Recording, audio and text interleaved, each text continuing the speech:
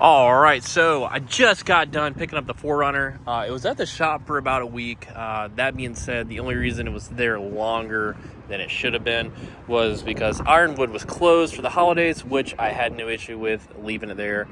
It needed a few things. So I'll go over that in this video, and then the follow-up video I'm going to make right after this one. It's basically like the same video I did with the Mustang, kind of like a 2024 end review of like how far this build came this year, and kind of just talk about a little bit about that. So this was at the shop for a couple issues. One with the fuel tank, the fuel pump or the wiring got pulled, so they had to go ahead and find a connector for it.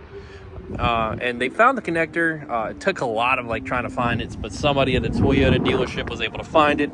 They got all the parts in, and then we went ahead and they changed out like some light bulbs, which are just normal stuff.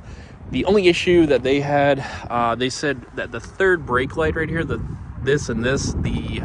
wiring and the housing is bad. So I already went ahead and sent a message to SRQ Fabrications. They got back to me right away. I just have to continue the conversation to get that warrantied out. But other than that, no issues whatsoever. They got the fuel tank and all that popped up, and then they went ahead and, since they had the vehicle, they went ahead and installed the final fuel or the final skid plate of this entire kit. So actually, let me get to the middle of the vehicle. So we have the fuel RCI Metalworks fuel tank skid plate. You can see right there the RCI for the bracket, and they included the hardware. And the reason I did this, it might seem like a waste of money to some people to, change out all the factory skid plates or add some kind of it adds weight to the vehicle, so it's going to ruin the fuel economy a little bit probably, even though it's lifted and stuff. But it got the black powder coat and all that. Looks nice. It's been drug on the floor a little bit. Don't really care. It's some of the ones up there have seen a few rock chips, so it's under the vehicle. It's what you expect. But like I said, some people might say like, oh, that's a waste of money. Why would you do that? When I do take this coming year, I plan on taking this kind of like trailing a little bit. Nothing too like super serious, but enough to kind of just see what it can do, have a little fun. I want to be able to protect the vehicle. At the same time, I'm not worried about fuel economy, because when you buy a vehicle like this, even as factory form as it sits, when you buy it, if you're able to get one that hasn't been, everything done up with it or something, these things average maybe 15 miles to a gallon, and I don't really care about that. Every vehicle I have, the Mustang probably gets the most or the best MPG, maybe on the highway around 22, 23, and that's after it's been tuned by Lund Racing. It's just definitely going to help out the vehicle when I do take it off-roading. And if there is something just happens to be in the middle of the road, it's not going to damage the vehicle at all. Plus, it goes with the whole like sport utility vehicle. I wanted to make it the best I could with that.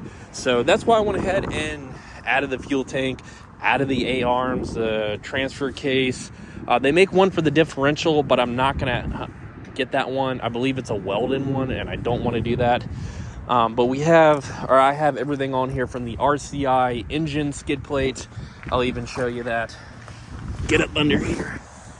But you can see the A-arms, you can see the RCI symbol or whatever. It goes back to the transfer case, and then the transmission. So the transmission one's in the middle. That's the you can see it has some stuff, rock chips here and there. But we have the fuel tank one now.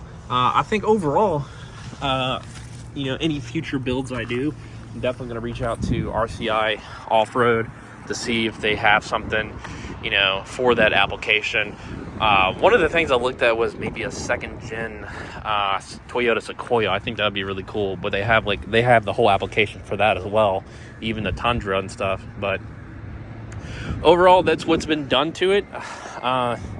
And I'm very pleased with it. I just got it back literally like 30 minutes ago. It was a pleasure to start driving it again. Overall, great fun vehicle. And I'm not really so worried about like all the weight added together. I mean, hell, even these step rails or rock sliders are pretty heavy themselves, so I'd say I'm probably down to like 12 miles per gallon, but I don't really care. It's just a fun vehicle to drive, and I'm going to be at the gas station either way. This thing is just, I probably have slowed it down some with all the weight, which I don't really care either. It does a great job, and it looks good, and knowing that the vehicle is protected by a good quality part, and it looks good underneath, so there you go.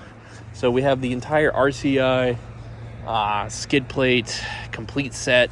Unless they make something else, I'll buy it and add it to the vehicle, but like I said, I've got the engine, the transmission, the transfer case, the A-arms, and now the fuel tank. So even like looking at the black powder coat, one that I just had, I still have the factory one back here. It's just, this one's kind of beefy a little bit, but it's still flimsy. It's just metal, so I'm just going to toss this one. But other than that, the only last thing to do that I know of right now is just to finish adding the camera right here. I think it's going to maybe mount right here for that, was it Wolf Alpha mirror, so that way it can record in the back of the vehicle too. So that's going to do it for this video, guys. I appreciate you stopping by for this one. Check out the follow-up video for this. It's basically just going to go over everything and try to answer all the questions that I've been still getting. So that's going to do it for this part of the video. Thank you. Make sure to give it a thumbs up. I'll catch you guys later.